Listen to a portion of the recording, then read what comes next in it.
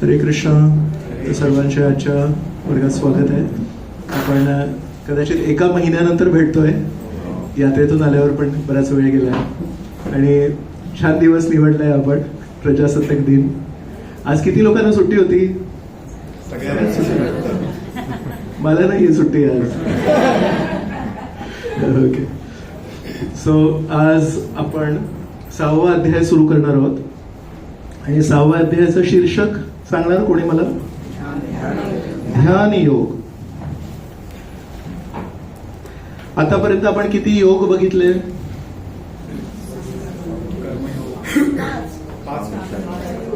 5 अध्याय होते. त्याच्यात 3रा अध्याय होता कर्मयोग आणि 4था अध्याय होता ज्ञान योग. तर 2 झाले. आज आता 6वा अध्याय तो ध्यान आहे आणि त्यानंतर मग 12वा अध्याय जो येतोय भक्ती योग. तर सुरुवातीला आपण भगवद्गीता जेव्हा आपण चर्चा सुरू केली तेव्हा 2ऱ्या अध्यायामध्ये एका श्लोकावर विश्लेषण करताना बघा मी एक शिडी दाखवली होती. तर आपले एक आचार्य आहेत भक्तिविनोद ठाकूर, त्यांनी सांगितलंय की हा जो अभ्यास आहे, हा जो प्रवास आहे, हा असा शिडीवर एक एक पायरी किंवा एक एक त्याची फळी असते त्याच्यासारखं आहे. तर म्हणून श्रीकृष्णांच्या दृष्टीने पण जर तुम्ही बघितलं तर आपल्या समोर हा पूर्ण मार्ग पूर्ण मांडतायत. पण सुरुवातीला कर्मयोग सांगितलं. कर्मयोग म्हणजे या 4 योगांमध्ये करण्यासाठी सर्वात सोपा काय करायला लागेल? आपण जे काही कर्म करतोय, कृती करतोय. 3ऱ्या अध्यायात 5व्या श्लोकामध्ये श्रीकृष्ण म्हणाले, नाही कश्चित क्षणमपि जातो तिष्ठती कर्मकृत, की एक क्षणही असं जात नाही जेव्हा एखादा जीवात्मा काही करत नाही, कृती करत नाही, सक्रिय नाहीये. तिथून श्रीकृष्ण सुरुवात करतात 3ऱ्या अध्यायाची आणि म्हणतात मग जर आपण निष्क्रिय होऊच शकत नाही, मग आपण एक काम करूया, जे काही आपण करतोय त्याचे जे फळ आहेत ते आपण श्रीकृष्णांना अर्पण करूया. तर त्याला म्हणतात कर्मयोग. तर हे सगळ्यात करायला सोपं. आपण जे काही लहानपणापासून करतोय तेच करायचंय. फक्त आतापर्यंत कर्माची जी फळं होती ते आपण स्वतःसाठी ठेवायचो, राखीव ठेवायचो. ते आता आपल्याला श्रीकृष्णांना अर्पण करायचे. त्याच्यापेक्षा थोडं अजून एक क्लिष्ट असं म्हणू शकतोय तो आहे बुद्धियोग. बुद्धियोग म्हणजे थोडा बुद्धीचा वापर करावा. आणि बुद्धीचा वापर करावा म्हणजे कसं, जे आपण श्रीकृष्णांकडून ऐकतोय त्याला समजून घेण्यासाठी हा त्याचा 50% भाग आहे. दुसरा 50% भाग जो बऱ्याच विचारवंत लोकांना असा वाटतो तो म्हणजे जे आपण ऐकतोय श्रीकृष्णांपासून ते तर समजून घ्यायचंच आहे, पण श्रीकृष्ण जे आपल्याला असं सांगतायत त्याचा दुसरा काही अर्थ असू शकतो का? तर्क लावणे. तर तर्क लावणे आणि बुद्धी वापर करणे यामध्ये काय अंतर आहे? बुद्धीचा वापर करणे म्हणजे श्रीकृष्ण जे म्हणतात त्याला आपण कसं आपल्या दैनंदिन जीवनामध्ये समजून घ्यायचं हे. आणि तर्क लावणे म्हणजे त्याला नानाविध दृष्टीने बघणे आणि त्याला कधी कधी मर्यादे पलीकडे त्याची खेचाताण करणे किंवा त्याला काय त्याला वेगळंच काहीतरी रूप देणे. सो कधी कधी हा जो बुद्धियोग आहे याने गर्व निर्माण होतो की मी खूप बुद्धिमान व्यक्ती आहे, मला हे उपनिषद माहिती आहेत, मला हे शास्त्र माहिती आहेत, मला ते शास्त्र माहिती आहेत. आणि कधी कधी असे मोठे मोठे पंडित लोक असतात.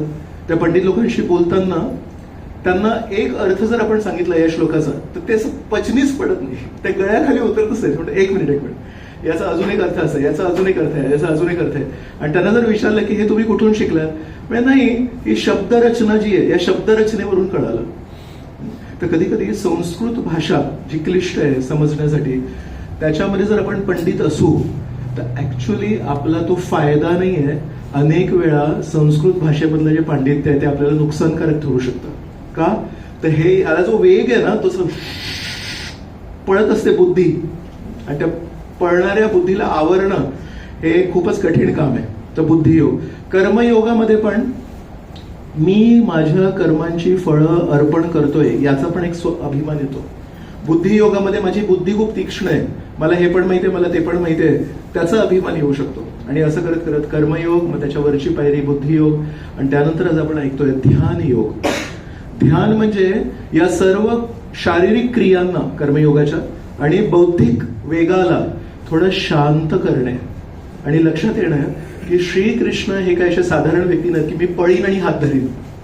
पंथास्तु कोटी शतवत्सर संप्रगम्यो वायो रथापि मनसो मुनिपुंगवानम. याच्यामध्ये लिहिलं आहे की मोठमोठे योगी अगदी श्रेष्ठ योगी मनाच्या वेगाने जरी करोडो करोडो वर्ष पळाले तरी पण ते श्रीकृष्णांच्या नखातून जी ज्योती बाहेर येते, जो प्रकाश बाहेर येतो, त्याला ते बघू शकत नाहीत. का?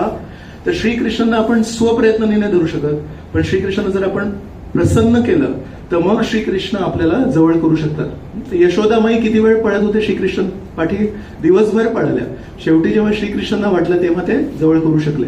आणि नंतर जेव्हा मथुरेत श्रीकृष्ण होते आणि तेव्हा काल यवन नावाच्या व्यक्तीने जेव्हा आक्रमण केलं तेव्हा त्या काल यवन पण श्रीकृष्ण मागे खूप पळत होता आणि श्रीकृष्ण ते सोप्या पद्धतीने चालवतोय पण तो पकडू शकला नाही श्रीकृष्णांना. तर श्रीकृष्णांना त्याला एका गुफेत घेऊन जायचं होतं आणि तेव्हा मुचुकुंद महाराज होते, मग त्यांच्याद्वारे त्यांना मृत्यू दंड दिला त्यांनी श्रीकृष्णांनी.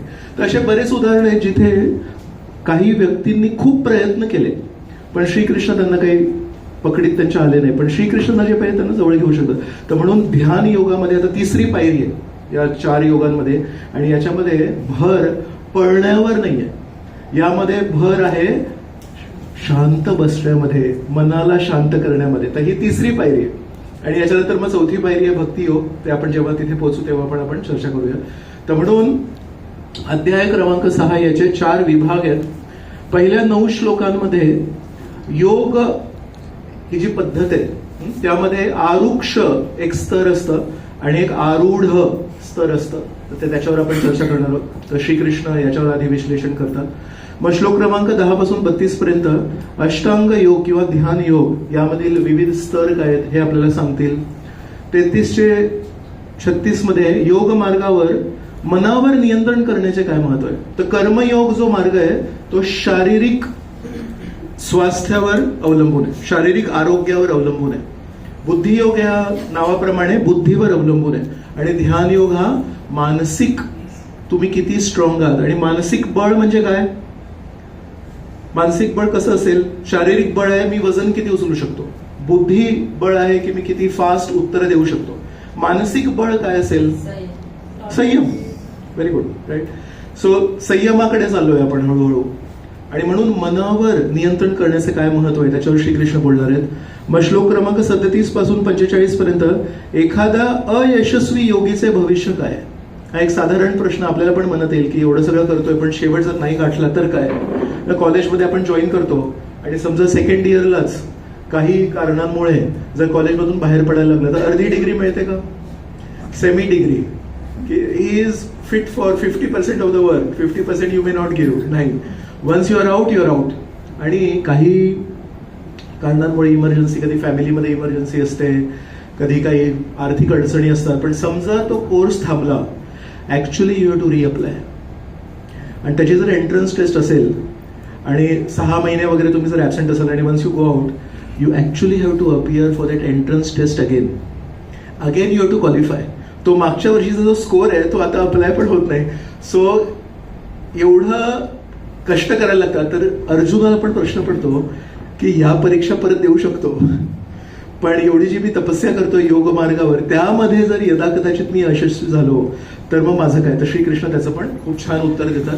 आणि शेवटचे जे 2 श्लोक आहेत त्याच्यामध्ये सर्वाधिक श्रेष्ठ योगिक आहे, हे आपले 6व्या अध्यायाचे विभाग आहेत.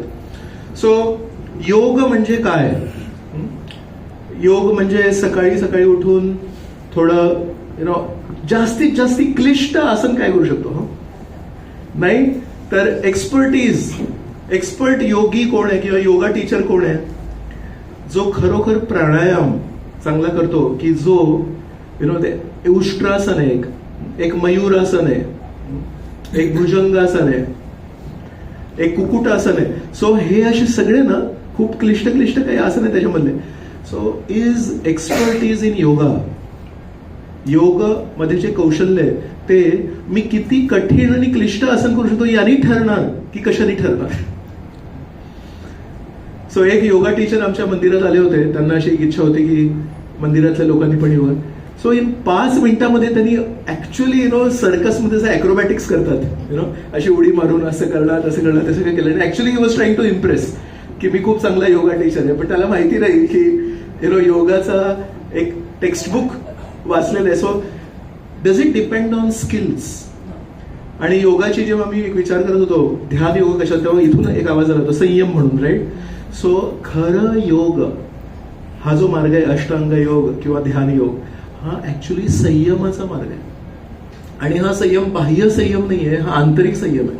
त्याच्यामुळे आपण कितीही उड्या मारल्या, पण त्या उड्या मारून जर मानसिक संयम होत नसेल तर कुठेतरी आपण या मार्गावर प्रगत नाही होत. आपण व्यायामाच्या दृष्टीने खूप स्ट्रॉंग असू, आपले हात, आपले पाय, मानेचे स्नायू हे सगळे खूप स्ट्रॉंग असतील, पण basically are we good students of dhyan yoga? Not necessary. So म्हणून आजच्या काळामध्ये कोण चांगला योगा टीचर आहे हे कसं ठरतं की तो किती कठीण योगासन करू शकतो. पण ऍक्च्युली योग मार्गामध्ये हे जे आसन आहेत हे 8 स्तरामधून फक्त एकच स्तर आहे, बाकीचे 8 पण काही काही भाग आहेत. तर म्हणून योग म्हणजे नक्की काय हे कोण सांगणार मला? आपण याच्यावर चर्चा केली आहे. योग या शब्दाचा शब्दार्थ काय? येस माताजी. युनियन. Very good. अरे भाऊ, योग म्हणजे जुळून आणणे. तर कोणाला जुळून आणणे? परफेक्ट. सो तुम्ही लोक एकदम क्वालिफाईड भगवद्गीता स्टुडंट्स आहात. परमेश्वर आणि आत्मा यांचा जो दुरावा निर्माण झालाय तो कमी करून त्या दोघांना जुळून आणणे याला म्हणतात योग. बरोबर. तर कर्माद्वारे आपण जेव्हा त्यांना कर्मफळ अर्पण करतो, कर्मयोग. ज्ञानाद्वारे ज्ञान योग. आता ध्यान योग. सो अष्टांग योगाचे हे 8 विभाग आहेत. कोण कोण वाचणार? मी सुरुवात कुठे ते लिहिलंय? येस. यम नियम आसन. प्राणायाम. हे मी मुद्दामून असं का लिहिलंय? तुम्हाला पण थोडंसं आसन करायला लागेल वाचायला. असं जो करणार त्याला वाचता येईल. ओके. प्रत्याहार. त्याच्या पुढे सो सुरुवात होते यम आणि शेवटचं आहे ते समाधी. सो यम म्हणजे काय? काय नको करू दे. डोंट्स. हे टाळायला पाहिजे, हे टाळायला पाहिजे. हे एकदा थोडं टाळणं आपण शिकलो की मग काय करायला पाहिजे. नियम म्हणजे हे असं करायला पाहिजे, हे असं करायला पाहिजे. आपण डॉक्टरांकडे जेव्हा जातो काही आजारपणामुळे तर 2 गोष्टी सांगतात ते सुरुवातीला. आजपासून हे खायला नको, सर्दी झाली असेल तर आईस्क्रीम खायला नको, आणि थोडं गरम काही सूप, काही गरम पाणी वगैरे असेल तर. सो यम आणि नियम याला सोडून कुठली चिकित्सा होऊ शकते का? डॉक्टरांची असेल, कुठल्याही. अगदी आता मी इथून आलो, बघितलं की बरेच मुलं इथे क्रिकेट प्रॅक्टिस करतात. सो ते जे क्रिकेटचे जे कोच आहेत ते काही यम आणि नियम सांगणार का त्या मुलांना? काय सांगणार साधारणपणे? काय खायचं, काय ओके, कसं, म्हणजे काय डाएट पाहिजे, बरोबर, सकाळी लवकर उठलं पाहिजे किंवा काही नियम असतात. राईट. रात्री तुम्ही म्हणजे काय रात्रभर पार्टी करून you cannot come on the ground next day. Right. असं. सो हे सगळं यम आणि नियमामध्ये येतं. राईट. सो डान्स शिकवायचा आहे, डान्स टीचर आहे, ते काही यम नियम सांगणार का? सिंगिंग टीचर आहे, ते यम नियम सांगणार का? सो कॅन यू इमॅजिन, सिंगिंगसाठी यम नियम आहेत, डान्सिंगसाठी यम नियम आहेत, क्रिकेटसाठी यम नियम आहेत.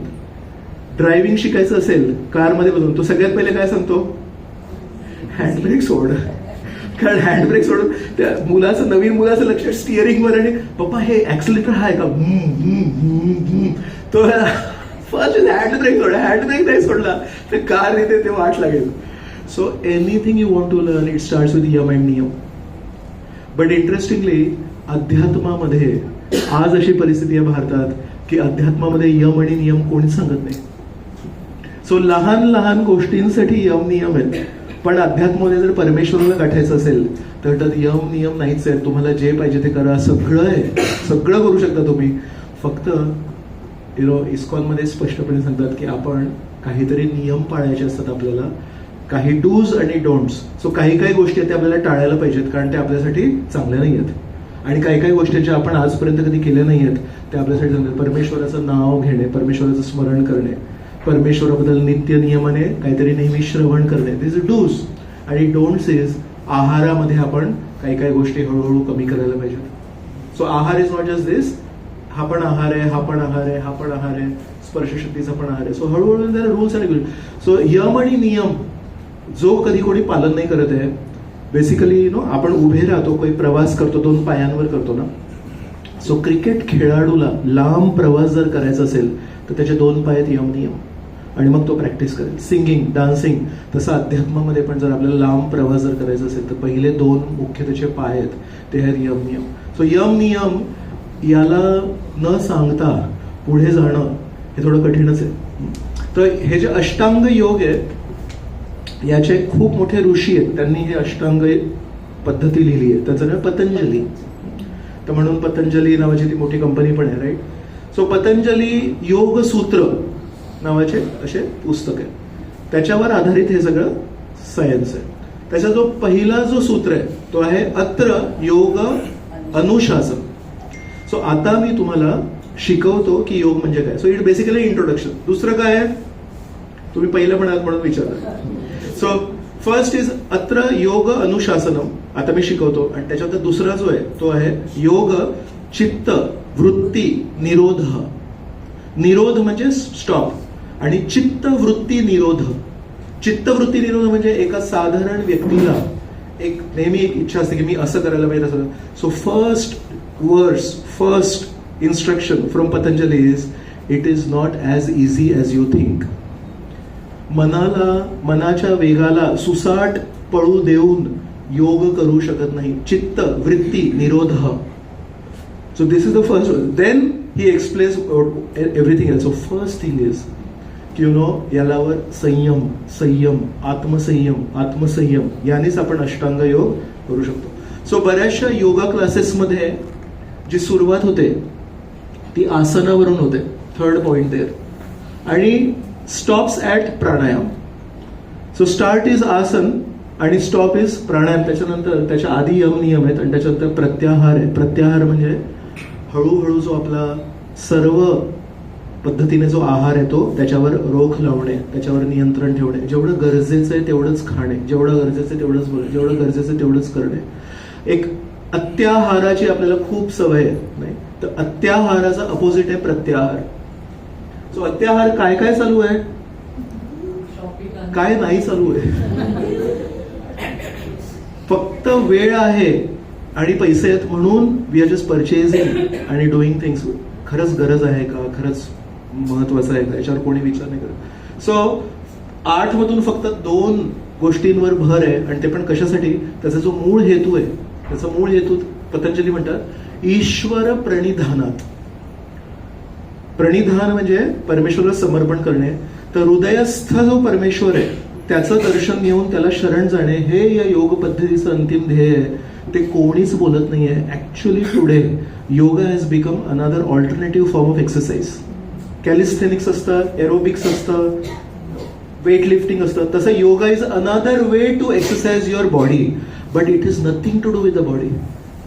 फक्त एका ठिकाणी स्थिर बसण्यासाठी शरीरामध्ये एक जी लवचिकता लागते ती लवचिकता आणण्यासाठी ते आसन आहेत. सी मला जर मनन करायचं आहे आणि माझे पाय आहेत ना कधी स्थिर बसलेच नाहीयेत, नेहमी असं मी नेहमी चलविचल असतो. So I cannot meditate. तर म्हणून परमेश्वरावर मनन करण्यासाठी, परमेश्वरावर ध्यान करण्यासाठी जेव्हा मी बसीन तेव्हा माझी चलविचलता आड येऊ नये म्हणून आसन आहेत.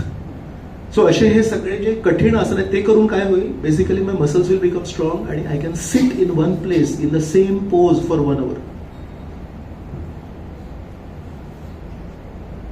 ही स्थिरता येण्यासाठी माझ्या बॉडीमध्ये जी स्ट्रेंथ पाहिजे ती आणण्यासाठी आसन आहेत. फक्त हात पाय सुंदर होण्यासाठी नाहीयेत ते आसन. सो जो मार्ग आहे त्याला आपण अंतिम ध्येय बनवलंय. आणि म्हणून ऍटलिस्ट भगवद्गीता वाचताना आपल्याला माहिती पाहिजे की हा मार्ग आहे, हा शेवटचं गंतव्यस्थान नाही. सो छान जर प्राणायाम प्रत्याहार केला, मग धारणा म्हणजे काही प्रमाणामध्ये परमेश्वरावर एक सुरुवातीचं ध्यान करणे, धारण करणे म्हणतो ना, तसं परमेश्वराला हृदयामध्ये धारण करणे. आणि त्याला अजून जेव्हा थोडं पुढे जातं अजून स्ट्रॉंग होतं. जसं दुधाला आपण आटवल्यावर दूध थोडं घट्ट होतं, तसं स्मरण आपलं जेव्हा घट्ट होईल तेव्हा ध्यान म्हणतात त्याला.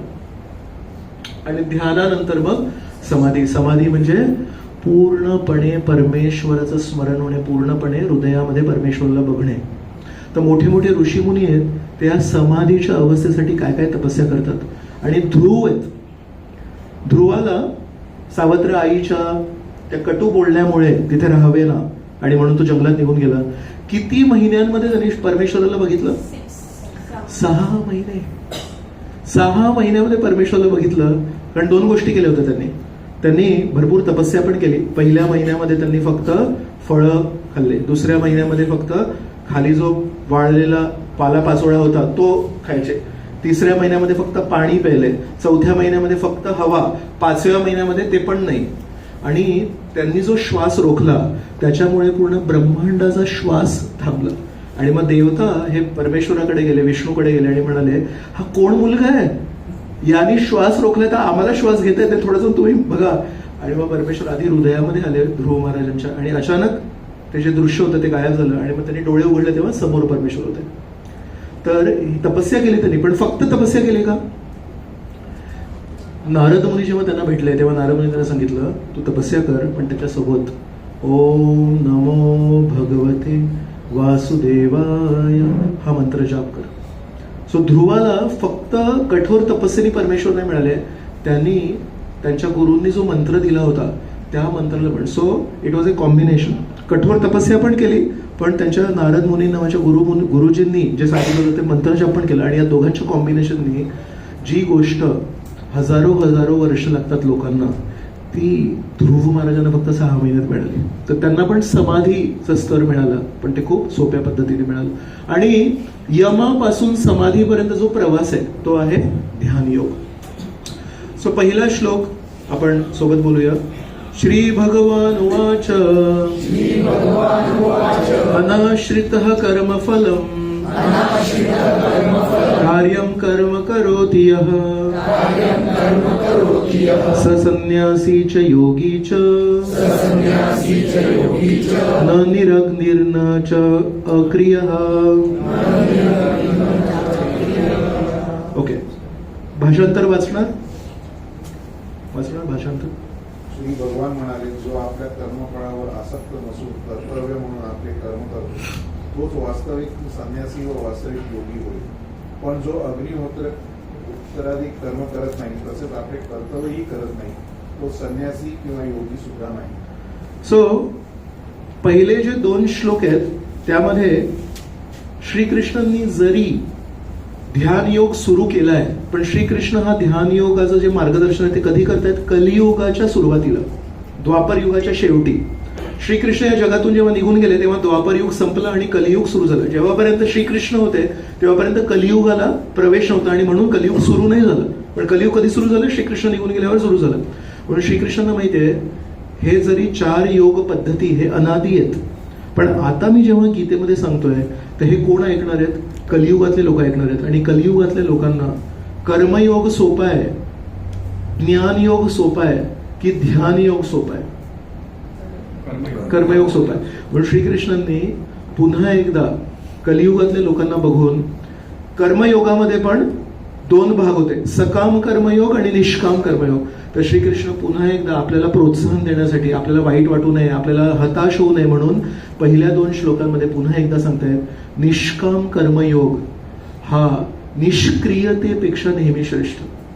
सो पुन्हा एकदा निष्काम कर्मयोगावर बोलतायत की अनाश्रितः कर्मफलम्, कर्मफलांचा आश्रय जो घेत नाही पण कार्यम कर्म करोति, कर्तव्य बुद्धीने जो कर्म करतो, स संन्यासी च योगी च, तो खरा संन्यासी आहे, तो खरा योगी आहे. तर संन्यासाबद्दल तर आधी बोलले श्रीकृष्ण, आता योगी हा शब्द आणलाय कारण हा ध्यान योगावर आहे ना. तर खरा योगी आणि खरा संन्यासी कोण आहे? श्रीकृष्णाने पुन्हा एकदा 6व्या अध्यायामध्ये त्याच्यापासून सुरुवात केली आहे. जो कर्मफलांवर आश्रय न घेता आपले कर्तव्य बुद्धीने कार्य करत असतो तो. आणि त्यासाठी शेवटच्या ओळीमध्ये लिहिलंय, न निराग्निर्न च अक्रिय. अक्रिय म्हणजे निष्क्रिय. जो निष्क्रिय आहे तो संन्यासी नाही, तो योगी नाही. आणि न निराग्निर, निराग्निरला भाषांतरामध्ये काय होतं? अग्निहोत्र आदिक कर्म. म्हणजे अग्निहोत्रामध्ये आधी यज्ञामध्ये अग्नी असते म्हणून श्रीकृष्ण म्हणतात ज्यांनी अग्निहोत्र करणं थांबवलंय तो पण संन्यासी नाही. तर त्याचं काय विश्लेषण आहे ते सांगतो. सो अनेक वेळा आपण हे यज्ञ वगैरे बघितले, तर साधारण गृहस्थांच्या जीवनामध्ये यज्ञ कधी होतो? विवाह संस्कार आहे. उपनयन संस्काराच्या वेळेस कधी कधी होतो, जेव्हा लहानपणी जनेऊ देतात तेव्हा असतो. अंतिम संस्कार असो, अंत्येष्टी संस्कार, बरोबर, तिथे हे 2-3 ठिकाण आहेत. कधी घरी गृहप्रवेश वगैरे असं तर आपण अग्निहोत्र करतो. ऍक्च्युली हे जे अग्निहोत्र यज्ञ आहे याच्यामध्ये जी अग्नी आहे ती परमेश्वराचं प्रतीक आहे. परमेश्वराचं मुख हे त्या अग्निहोत्र कुंडामध्ये जी अग्नी येते, तर त्याच्यामुळे आपण जे काही अर्पण करतो ते बेसिकली आपण विष्णूच्या जिव्हेत आपण ते अर्पण करतोय. तर अग्नीला का निवडलंय? कारण अग्नीमध्ये अपवित्रता टिकत नाही. अग्नीमध्ये आपण काही अपवित्र वस्तू जरी टाकली ती भस्म होते आणि ती पवित्र होते. सो सोन्याला पण पवित्र करायचं असेल तर ते कुठे अग्नीमध्ये टाकतो. तर सगळ्यात पवित्र गोष्ट या जगात काही असेल तर ती आहे अग्नी. आणि म्हणून परमेश्वर जे सर्व शुद्धतेचे स्रोत आहेत त्यांचं जर प्रतीक आपल्याला इथे पाहिजे असेल तर अग्नी आहे. तर म्हणून अग्निहोत्र.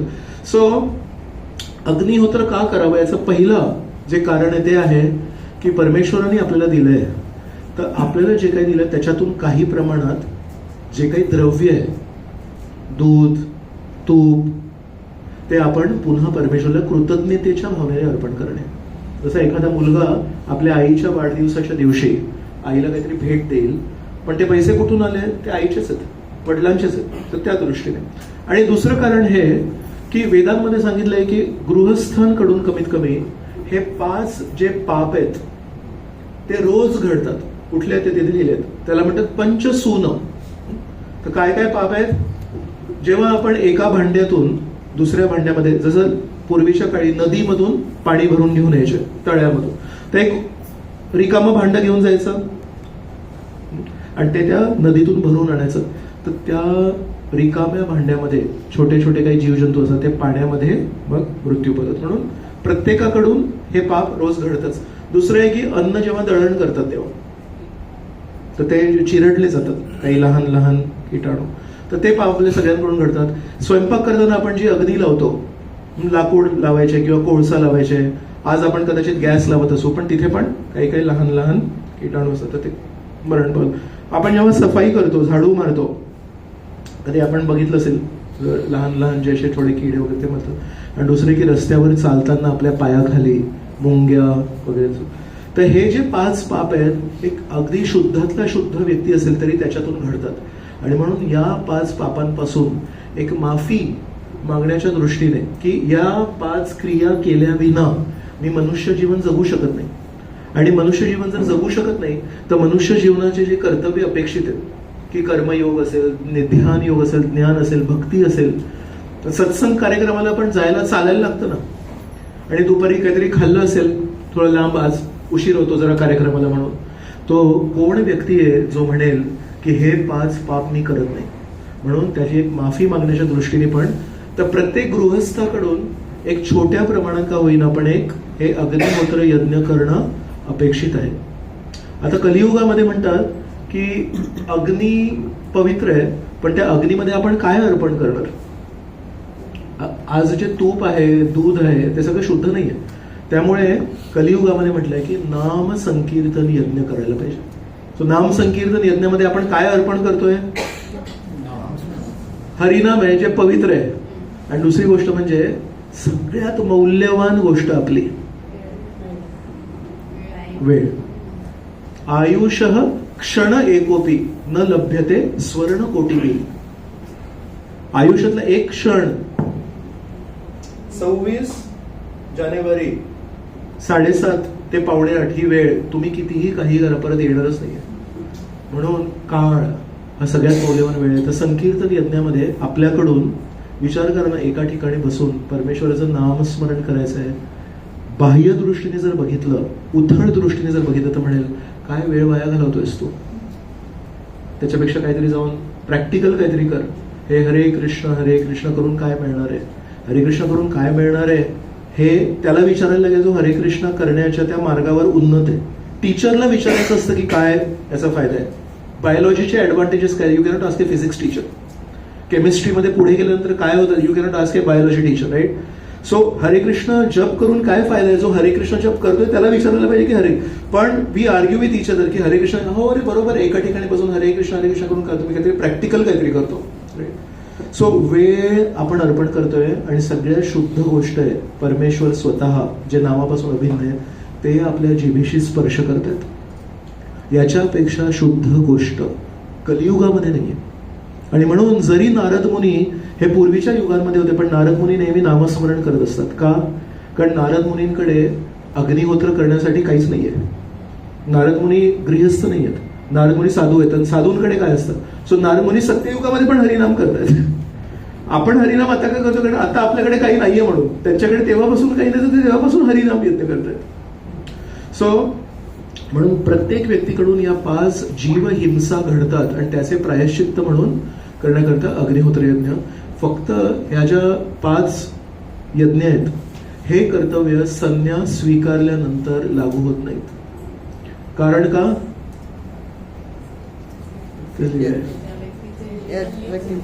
कारण त्यांनी तो काय आता अर्पण करणार? त्यांनी स्वतःलाच अर्पण केलंय.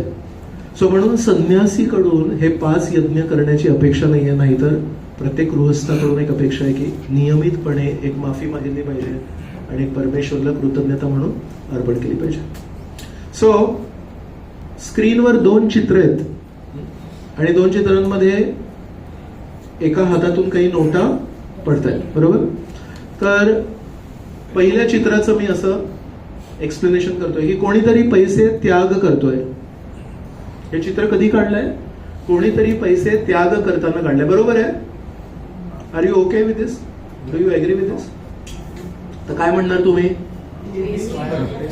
ओके, डस्टबिन मध्ये वेस्ट वाया घालवतोय, बरोबर? सो ती जी डस्टबिन आहे ना ती डस्टबिन आहे म्हणून, राईट? ती डस्टबिन जर नसती त्या चित्रामध्ये तर फक्त हात आणि नोटा असतात तर चाललं असतं? असा एक पैसे नोटा त्याच्या हातातून पडतात, चाललं असतं? मग तरी वेस्ट आहे. Okay, no problem. आणि दुसऱ्या चित्राला पण बेसिकली त्याच्या हातामध्ये नोटा आहेत आणि तो देण्याच्या प्रक्रियेत आहे. तर त्याला पण मी लिहिलंय कोणीतरी पैसे त्याग करताना. चालेल? इथे चालेल? ओके, सो ही सेइंग व्यवहार करताना वाटतंय. पहिल्या याच्यामध्ये ती डस्टबिन होती त्याच्यामुळे म्हणतात वाया घालवतोय, यु नो. सो जरी क्रिया तीच असली, हात तसाच आहे आणि नोटा पण तशाच आहेत, पण दुसऱ्या बाजूला रिसिव्हिंग एंडला काय? जर एक कचऱ्याचा डब्बा असेल तर म्हणतात 1 मिनिट त्याग नाही, हा वाया घालवणं आहे. आणि दुसऱ्याकडे ते म्हणतायत की व्यवहार केल्यासारखं वाटतंय, काहीतरी गिव्ह अँड टेक. दुकानामध्ये आपण पैसे देतो आणि काहीतरी घेतो तसं वाटतंय, बरोबर? अजून काय असू शकतं दुसऱ्या चित्रामध्ये? Okay, one at a time. Donation देत असेल, व्हेरी गुड. सो दान देताना असू शकतं, कोणीतरी पैसे दान देत असेल, बरोबर? पॉसिबल. अजून काय असू शकतं? Amazing. So third point is that कोणीतरी पैसे परतफेड करताना. मग यांनीच त्याच्याकडून घेतले असतील आणि तो आता परत देतोय. पण जर आपल्याला ते पूर्वीची परिस्थिती माहिती आहे आपण अरे हा दान देतोय वाटतं, तो दान नाही देत आहे, दुसऱ्या व्यक्तीने दान दिले होते तो परतफेड करतोय, राईट? सो क्रिया तीच आहे. हा व्यक्ती असे पैसे देतोय, तिकडे हात आहे, पण त्याच्या 3 गोष्टी झाल्या. कोणी म्हणाले व्यवहार करत असेल काहीतरी, कोणी म्हणाला तो दान देत असेल, कोणी म्हणाला परतफेड करत असेल. सो एकाच क्रियेला आपण 3 पद्धतीने कसे बघू शकतो जर त्याच्या मागची चेतना जर वेगवेगळी असेल तर, राईट? सो संन्यासी जो आहे तो बेसिकली या जगाचा त्याग करतोय. त्याला या जगाशी काही घेणं देणं नाही, त्याने नातं तोडलंय या जगाशी. आणि योगी म्हणजे काय? तो जो दुसऱ्या चित्रामध्ये व्यक्ती येतोय, योगी कुठल्या गोष्टीचा त्याग नाही करत, पण तो कधी कधी परतफेड करत असेल. तो विचार करतो की हे सगळं जे मला दिलं ते परमेश्वरानेच दिलंय, तर परमेश्वराने दिलेलं मी परमेश्वराला का नाही अर्पण करत? म्हणून योग मार्ग हा दुसऱ्या चित्रातला आहे. आणि संन्यास, कर्मसन्यास जो मार्ग आहे तो आहे त्याग करणे, की मला आता काही घेणं देणं नाहीये म्हणून. त्यासाठी हे 2 चित्र होते. दुसऱ्या श्लोकामध्ये पुन्हा एकदा श्रीकृष्ण थोडं निष्काम कर्मयोगाबद्दल बोलतील. यम संन्यासम इति प्राहुर योगम तम विद्धि पांडव नहि असन्न्यस्त संकल्पो योगी भवति कश्चन. सो भाषांतर वाचणार. हे पांडुपुत्र, त्याला संन्यास म्हणतात, तोच योग्य अर्थात ब्रह्माशी युक्त होणे होय. कारण मनुष्य इंद्रिय तृप्तीच्या इच्छेचा त्याग करत नाही, तोपर्यंत योगी होऊ शकत नाही. सो पुन्हा एकदा निष्काम कर्मावर म्हणाले यम संन्यास मिले, ज्याला लोक संन्यास म्हणतात ना, तम योग विद्धी पांडव.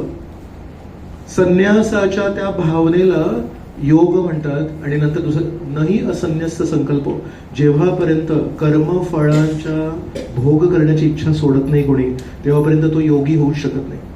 म्हणून पहिल्या श्लोकामध्ये म्हणाले संन्यास आणि योग हे एकाच स्तरावर आहे. जरी योगी हा गृहस्थ असू शकतो आणि संन्यास हा संन्यासी आहे. पण दुसऱ्या श्लोकामध्ये म्हणाले पण तुला खरं जर योगी व्हायचं असेल तर तुला संन्यासाची ती भावना स्वीकारायला लागणार की शेवटी आसक्ती ही नेहमी सोडायला लागणार. सो एका अर्थाने श्रीकृष्ण म्हणतात हे दोन शब्द जे आहेत ते बऱ्यापैकी समानार्थी आहेत. पण मग नक्की समानार्थी किती आहेत आणि दोघांमध्ये फरक काय त्याच्यावर आपण बोलू. सो श्रीकृष्ण म्हणतात योगी हा एका अर्थाने संन्यासी आहे. जरी त्यांनी बाह्य पद्धतीने संन्यास स्वीकारला नसेल तरी पण तो चेतनेने संन्यासी आहे. कसं काय ते उदाहरण आहे. रस्त्यावर सापडलेले पाकिट याचे आपण काय काय करू शकतो. रिटर्न. पण ते त्याच्यामध्ये मग शोधायला लागेल नाव आहे का, नंबर आहे का, क्रेडिट कार्ड आहे का, राईट. 3 पर्याय आहेत की एक आहे भोगवृत्ती, एक आहे त्याग वृत्ती आणि एक तिसरी आहे प्रामाणिक वृत्ती. सो काय काय त्याच्यामध्ये. भोगवृत्ती म्हणजे कोणी आहे का बाजूबाजूला, नसेल तर मग खिशात टाका आणि पळा. सो जे काही या जगात मला दिसतंय, श्रीकृष्णांना माहिती होतं 2024 मध्ये नंददुलालदास येणार आहे आणि त्याच्या कल्याणासाठी बनवलंय. So every one and everything is meant for my pleasure. ही भोगवृत्ती. दुसरं आहे त्याग वृत्ती. जे माझे नाही ते मी कधीच स्वीकारणार नाही. माझे नाही त्याबद्दल कसला विचार. म्हणून पाकिट दिसलं मला पण माझ्याकडे मी पाकिट वापरतच नाही. आणि मी पाकिट वापरत नाही म्हणजे ते माझं नाहीच आहे. आणि जे माझं नाही आहे त्याच्याबद्दल माझं काही घेणं देणं आहे तर तिथून निघून जाणे. सो पहिला व्यक्ती पण तिथून निघाला, दुसरा व्यक्ती पण तिथून निघाला. पहिला व्यक्ती घेऊन निघाला, दुसरा व्यक्ती त्यागून निघाला आणि तिसरा जो व्यक्ती येतो आजूबाजूला कोणी नाही दिसत आणि हे माझे पण नाहीये. मग कोणाचे तरी असलेच पाहिजे. तपासणी करतो आणि पोहोच करतो. सो तिसरा जो व्यक्ती आहे तो भोगी पण नाहीये आणि तो त्यागी पण नाहीये, तो योगी आहे. हे जे जग आहे हे माझं नाहीये आणि आजूबाजूला कोणी दिसत नाहीये म्हणजे कोणाचं आहे, कोणाचंच नाहीये. मग एकतर तुम्ही त्याग करा या जगाचा किंवा याचा भोग करा. पण तिसरा व्यक्ती येतो म्हणतो माझं नाहीये पण याचा अर्थ असं नाही की कोणाचंच नाहीये. गीतेमध्ये श्रीकृष्ण म्हणतात अहम सर्वस्य प्रभाव, परमेश्वराचा आहे व परमेश्वराला पोहोच करतो. सो ही जी भावना आहे की परमेश्वराला देणं याच्यासाठी माझी अनासक्ती लागणार. तर म्हणून श्रीकृष्ण दुसऱ्या श्लोकामध्ये म्हणतात यम संन्यासमिती प्राहुर तम योग विद्धी अर्जुन पांडव. की जेव्हापर्यंत आसक्ती असेल तेव्हापर्यंत मी भोग करीन आणि त्या आसक्तीला कधी कधी म्हणजे दुधाला विरजण लागतं, दूध नासतं. तर आपल्या अपेक्षांचं दूध जेव्हा नासतं तेव्हा मग आपण सगळं सोडून पण देतो. पण श्रीकृष्ण म्हणतात या दोन्ही गोष्टी चुकीच्या आहेत.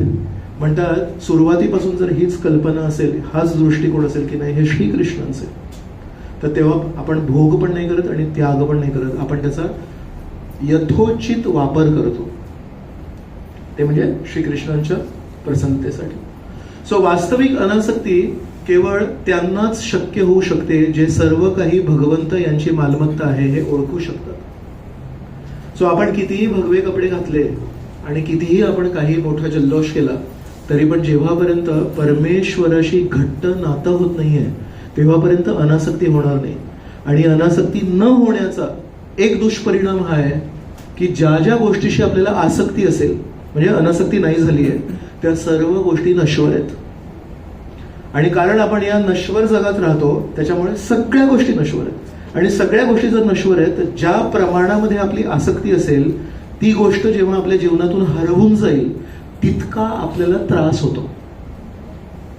म्हणून एकतर आपल्याला अनश्वर जगामध्ये स्थानांतरित व्हायचं आहे, किंवा नश्वर जगामध्ये जेव्हापर्यंत आहोत तेव्हापर्यंत या नश्वर वस्तूंप्रती, या नश्वर परिस्थितींप्रती आपली आसक्ती कमी कमी कमी कमी कशी करायची याच्यावर आपल्याला मजबूत काम करणं गरजेचं आहे. आणि जर आपण ते मजबूत काम नाही केलं, वी आर इन्व्हायटिंग ट्रबल. कारण एक ना एक दिवशी जी आवडीची वस्तू आहे ती आपल्या हातातून हरवून जाणारच आहे. सगळं काही अस्थायी आहे. म्हणून अनासक्तीवर एवढा भर काय आहे अध्यात्मामध्ये की it is a fact of life. ही तात्विक श्रीकृष्णांचं तत्व नाहीये, हे जीवनाचं सत्य आहे. आणि म्हणून या सत्याला ज्या प्रमाणात आपण स्वीकार करू त्या प्रमाणामध्ये आपण त्या दिशेने त्या दृष्टीने काम करू. आणि त्यासाठी श्रीकृष्ण म्हणतायत, सी हे माझं करताल आहे, हे मी आणतो मंदिरातून कीर्तनासाठी. तर याच्यामध्ये अनासक्ती म्हणजे काय करायचं काय, मी त्याच्या लक्ष नाही द्यायचं, कार्यक्रम नंतर त्याचं निघून जायचं. आणि कोणी म्हणत प्रभू हे तुमचं करतात, नाही मी अनासक्त आहे. व्हॉट डज इट मीन? मला हे बॉटल ठेवली आहे पाण्याची, तर व्हॉट डज इट मीन? पाणी पिऊ की नको पिऊ? मग अनासक्त आहे म्हणजे पाणी प्यायचं की नाही प्यायचं? अनासक्ती म्हणजे याचा वापर करायचा, पण याच्यावर मालकी कधी नाही गाजवायची. याच्यातून पाणी पिऊ शकतो, पण पाणी प्यायल्यानंतर पुन्हा एकदा त्याला त्याच्याच ठिकाणी ठेवायचं, खिशात नाही ठेवायचं. माझी जी फीडबॅक आहे ही जर तुम्ही घेतली तर मी 2 मिनिटात विश्वासरावजी माझी फीडबॅक देणार, मला उद्या जप करायचं याच्यावर. सो जेव्हा पण याला ना निष्काळजीपणा नाही करू शकत मी. कारण का निष्काळजीपणा नाही करू शकत? निष्काळजीपणा म्हणजे अनासक्ती. मग निष्काळजीपणा का नाही करू शकत? का माहिती आहे? कारण या माळेवर मी परमेश्वराचं स्मरण करतोय. परमेश्वराशी संबंधित आहे ही माळ. मग परमेश्वराशी संबंधित आहे ना, म्हणजे ही किती मौल्यवान गोष्ट आहे. माझा जो चष्मा आहे तो जर मला परमेश्वराचं दर्शन घेण्यासाठी मदत करतोय, हा चष्मा किती मौल्यवान आहे. कारण हा चष्मा नसेल तर मी परमेश्वराचं दर्शन नीट नाही करू शकत. म्हणून ह्या चष्म्याप्रती पण मी निष्काळजीपणा करू शकत नाही. का? चष्मा मला परमेश्वराच्या दर्शन घेण्यासाठी किंवा जवळ येण्यासाठी मदत करतो. ही जी माळ आहे ही परमेश्वराचं नामस्मरण करण्यासाठी मदत करते. हे जे करताल आहेत हे परमेश्वराचं कीर्तन करण्यासाठी मदत करतात. ज्या ज्या गोष्टी मला परमेश्वरा जवळ जाण्यासाठी मदत करतायत त्या गोष्टींची काळजी घेतली पाहिजे. आणि म्हणून या शरीरावर माझी मालकी नाहीये, भाडेकरू आहे मी या शरीरात. पण जेव्हापर्यंत या शरीरामध्ये मी भाडेकरू आहे तेव्हापर्यंत या शरीराचा वापर मी जर परमेश्वराच्या सेवेमध्ये करत असेल तर या शरीराची, या घराची पण मी नीट काळजी घेतली पाहिजे. सो एक आसक्त व्यक्ती आणि एक अनासक्त व्यक्ती यांच्या बाह्य क्रिया जरी एकसारख्या असल्या पण चेतना ही पूर्णपणे विपरीत असू शकते. एक आसक्त व्यक्ती पण आपल्या शरीराची काळजी घेतो, एक अनासक्त व्यक्ती पण आपल्या शरीराची काळजी घेतो, पण त्याचा दृष्टिकोन हा आहे या शरीराद्वारे मी परमेश्वराची सेवा करू शकतो. एका अर्थाने हे जे शरीर आहे ना, जसं राम मंदिराचा तो जो सोहळा होता त्याला काय नाव होतं? त्या कार्यक्रमाला नाव काय होतं? प्राणप्रतिष्ठा. म्हणजे काय नक्की? सो मूर्ती बनवली, पण त्या मूर्तीमध्ये एक संन्यासी आहेत उडपीचे. त्यांनी त्या दिवशी जेव्हा मोदी तिथे बसले होते तेव्हा असं त्याच्या हातामध्ये कुशा गवत होतं आणि त्याचं छातीवर, हातावर.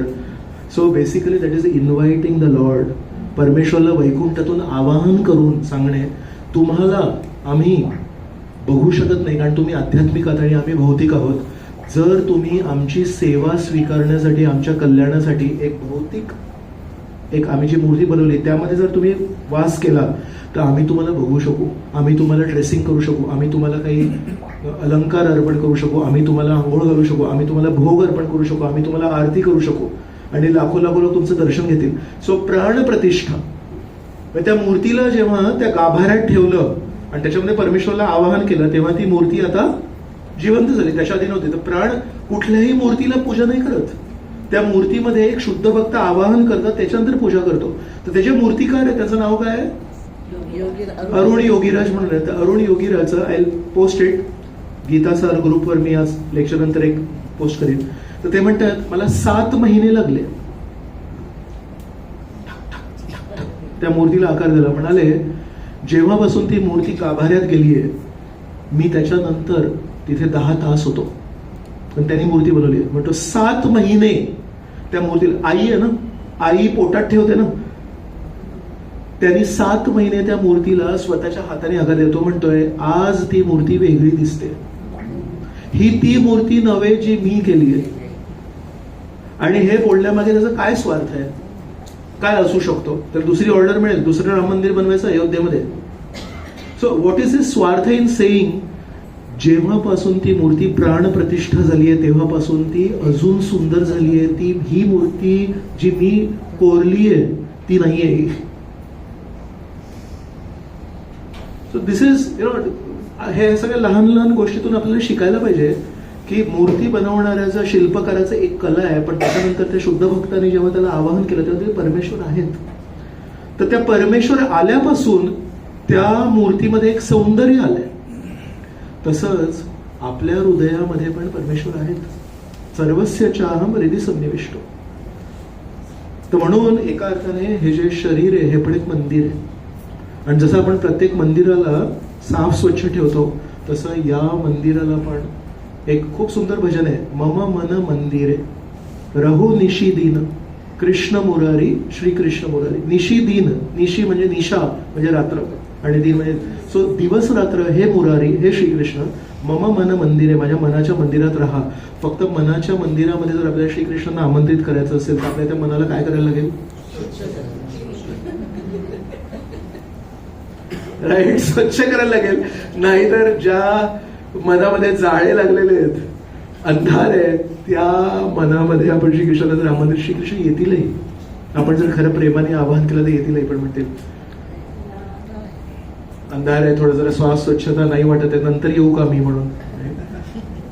सो त्या दृष्टीने वास्तविक अनासक्ती केवळ त्यांना शक्य होऊ शकते जे सर्व काही भगवंतांची मालमत्ता आहे ओळखू शकतात. म्हणजे परमपूज्य राधानाथ महाराज आहेत, त्यांचं हे खूप सुंदर वाक्य आहे की वास्तविक त्याग म्हणजे काय? तर म्हणतात वस्तूंचा त्याग नाही, म्हणतात वास्तविक त्याग म्हणजे आपल्या अहंकाराचा त्याग. की नेहमी तिचेच ना हे माझं आहे, तो मी पण जे त्याला अहंकार म्हणतात. तर जेव्हापर्यंत तो अहंकार सुटत नाही तेव्हापर्यंत खरा त्याग आपण केलेला नाही. तर वस्तूंचा त्याग करणं सोपं आहे, पण अहंकाराचा त्याग करणं ते खरी कसोटी आहे. सो वास्तविक त्याग म्हणजे आपल्या अहंकाराचा त्याग. याचा अर्थ नक्की काय? तर ते जे मी म्हटलं याचं उदाहरण देऊन की मी मालक नाही, मी चालक आहे, मी एक साधन आहे, आणि माझी इच्छा शक्ती याचा योग्य वापर म्हणजे मालकांच्या प्रसन्नतेकरिता करणे, सर्व काही करणे हे सर्वाधिक महत्वाचे. दिस इज बेसिकली योग. म्हणून आपण काय शिकलो? कोणी वाचणार आहे? गृहस्थ आश्रमात राहून मी संन्यास आश्रमाची चेतना बाळगणे हे मालकांना कृतज्ञता भावने स्मरून भक्तियोग मार्ग पालन करून जीवन जगल्याने किती सुलभ होऊ शकते. म्हणजे गृहस्थ आश्रमी व्यक्तींना पण संन्यास आश्रमी चेतना ठेवणं हे किती सुलभ होऊ शकतं. कारण संन्यास ऐकून असं वाटतं की त्याग करायला लागेल. त्याग नाही करायचा आहे, ही सर्व मालमत्ता माझी आहे या भावनेचा त्याग करायचा आहे, आणि हे सर्व श्रीकृष्णांचं आहे या भावनेचा विकास करायचा आहे. बेसिकली दिस इज कॉल्ड योग. तर आपण आपल्या जीवनामध्ये असे पाऊल घ्यायचे की कसं मी श्रीकृष्णांशी संबंधित माझी सकाळ करू, श्रीकृष्णांशी संबंधित माझी दुपार करू, श्रीकृष्णांशी संबंधित माझी संध्याकाळ करू, श्रीकृष्णांशी संबंधित माझं घर करू, श्रीकृष्णांशी संबंधित माझा व्यवसाय करू, श्रीकृष्णांशी संबंधित माझं जेवण करू, श्रीकृष्णांशी संबंधित माझं झोपणं करू. हे जेवढं आपण शिकू तेवढं आपण योग मार्गामध्ये प्रगती करतो. सो 2 श्लोकांमध्ये श्रीकृष्णांनी जर ते श्लोक क्रमांक 10 ते श्लोक क्रमांक 32 मध्ये जो योग मार्ग सांगितला होता तो जर क्लिष्ट वाटला तर हे 2 श्लोक जरी आपल्याला समजले तरी वी आर डन. तर श्रीकृष्ण आपल्याला वारंवार प्रोत्साहन देत आहेत. 3रा श्लोक आरुरुक्षोर्मुनेर्योगम कर्म कारणमुच्यते योगारूढस्य तस्यैव शमः कारणमुच्यते. त्यामध्ये 2 शब्द आहेत ज्याला मी हायलाइट केले, आरुरुक्षोर मुनेर्योगम आणि योगारूढस्य. तर म्हणून 2 प्रकारचे योगी या श्लोकामध्ये श्रीकृष्ण वर्णन करतायत. आरुरुक्षु, आरुरुक्षु म्हणजे जो आरंभ सुरुवातीच्या स्तरावर आहे, आणि आरूढ, अरे तू घोड्यावर आरूढ झालायस म्हणजे तू वर पोचलायस. सो आरुरुक्षु म्हणजे नवसाधक आणि आरूढ म्हणजे अतिउच्च स्तर. तर श्रीकृष्ण म्हणतात जो नवसाधक आहे त्यासाठी सक्रियतः प्रगतीचा मार्ग आहे. त्यांनी नेहमी कार्यशील राहणे हा प्रगतीचा मार्ग आहे. आणि जो आरूढ आहे, जो अतिउच्च स्तरावर आहे, त्यासाठी त्यांनी भरपूर काय काय केलंय. आता त्यांनी एका ठिकाणी शांत बसून निष्क्रिय होऊन आंतरिक मनाला शांत करणं गरजेचं आहे. तो कर्म कारणम उच्यते आणि शमः कारणम उच्यते. तर आपण कुठे आहोत सुरुवातीला. तर म्हणून आपण याच्यावरून शिकलो नवसाधक. कोणतरी वाचलं, तुम्ही वाचलं मध्ये. नवसाधक याकरिता स्वतःला सेवेत व्यस्त ठेवणे हे अत्यंत गरजेचे आहे. श्रीकृष्ण याकरता सक्रिय सेवा अर्पण केल्याविना नवसाधक या स्तरापलीकडे जाणे अत्यंत अवघड होऊ शकते. सो नवसाधकाने जेवढं आपल्या इंद्रियांना श्रीकृष्णाच्या सेवेमध्ये गुंतवून ठेवलंय तेवढा तो ऍक्च्युली नवसाधक होणं थांबतो. पण जितकं आपण म्हणू की नाही गरज नाही तेवढा तो नवसाधकच राहतो. सो शाळेमध्ये पहिलीतून दुसरीत जायचं असेल तर काही परीक्षा पास करायला लागेल, मग दुसरीतून तिसरी. सो अध्यात्मामध्ये पण काही काही परीक्षा आहेत. सो इथे जरी असं स्टँडर्ड नसेल, first standard, second standard, third standard नसेल, तरी पण एक चेतनेचे स्तर आहेत. सो जितकं आपण स्वतःला श्रीकृष्णामध्ये गुंतवून ठेवू, जितकं आपण श्रीकृष्णाच्या जवळ जाऊ आणि जेवढं श्रीकृष्णाच्या जवळ जाऊ तेवढी आपली आध्यात्मिक प्रगती होईल. म्हणून खूप महत्वाचं आहे की सुरुवातीला जे काही आपले कौशल्य, जे काही आपली इंद्रिय त्यांना श्रीकृष्णांना अर्पण करायला आपण नेहमी प्रयत्नशील राहायला पाहिजे. आरूढ योगीची ओळख काय मग कोणीतरी म्हणेल काय, तर ते मग 4थ्या श्लोकामध्ये यदा हिनेंद्रियार्थेषु न कर्मस्व अनुषज्यते सर्वसंकल्प संन्यासी योगारूढस्तदुच्यते. वाचणार भाषांतर.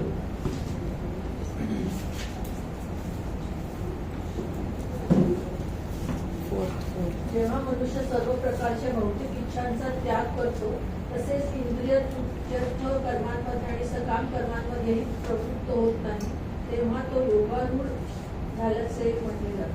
सो कधी जर आपल्याला प्रश्न पडला की मी ऍडव्हान्स झालोय का, माझी प्रगती झाली आहे का, हा श्लोक आहे, परीक्षा आहे ही, स्वतःची परीक्षा घ्यायची की हे जर पास झालो असेल आपण तर वी आर योगारूढ. आणि जर योगारूढ होतं मग क्षमा कारण उच्चते, मग आपले काही कर्तव्य नाही, काही नाही. पण समजा इथे आपण नापास झालो तर मग वी हॅव टू रिझ्यूम. आपण आपली काहीतरी सेवा वगैरे करून श्रीकृष्णांच्या जवळ जाण्याची प्रयत्न केली पाहिजे. ओके, श्लोक क्रमांक 5. उद्धरेदात्मनात्मानं नात्मानं अवसादयेत् आत्मैव हि आत्मनो बन्धुर् आत्मैव रिपुरात्मनः.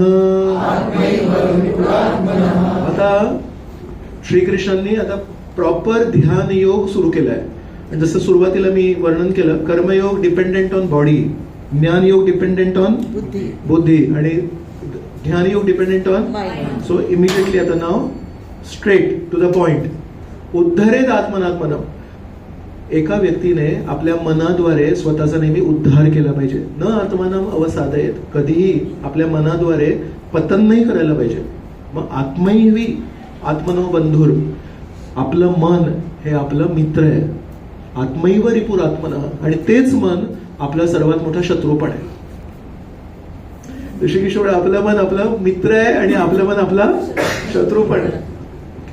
माताजी एकदम हसून सांगताय असं रिअली हॅपी, कारण असं ऐकून बापरे शत्रू, आता काय करायला लागेल माहिती नाही, पण लेट्स सी.